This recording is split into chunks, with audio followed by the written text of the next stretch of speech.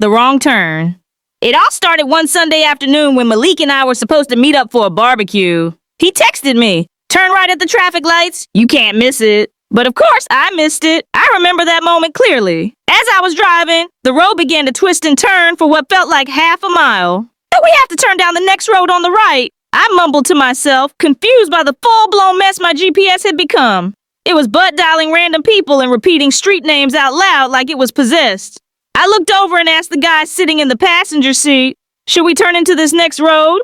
He shrugged and said, "Didn't you turn up this road last time?" I didn't reply. I just turned away from him and tried to focus. We finally found the street. I slowed down, rolled the window, and whispered, "I think it's that house." Then, out of nowhere, a cricket ball hit the hood of my car. I turned on my heels, startled, and looked behind me. A group of kids was playing nearby. "Sorry," one yelled. "On this pitch, the ball turns when it hits the ground." I sighed. "Yeah, I noticed," I said, trying to stay calm. I parked and walked up to the house. Just before I knocked, I turned my head to see if Malik had arrived. Inside the backyard, Malik was turning the meat on the grill, looking stressed.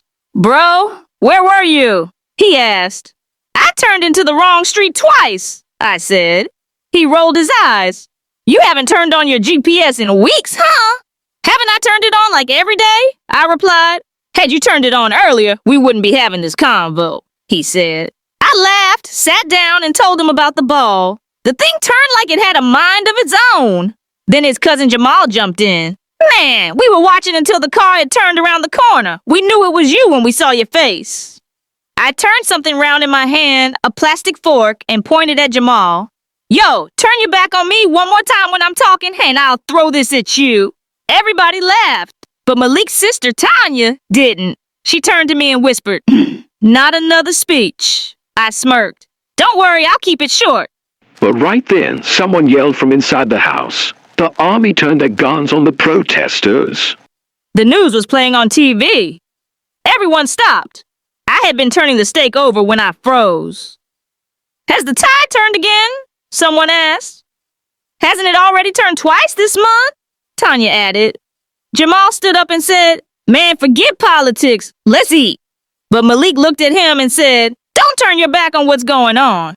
Jamal rolled his eyes and turned away, muttering, "Whatever." Later that night, as we drove home, the street lights passed above one by one. I looked at my friend and said, "Will we turn this world around one day?" He replied, "Maybe. Maybe the next generation will have turned things by then." I nodded.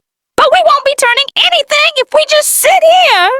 And as the silence settled, I turned something on someone for the last time that night. My attention. I looked at him seriously and said, "Let's not turn into the people we used to hate." He smiled.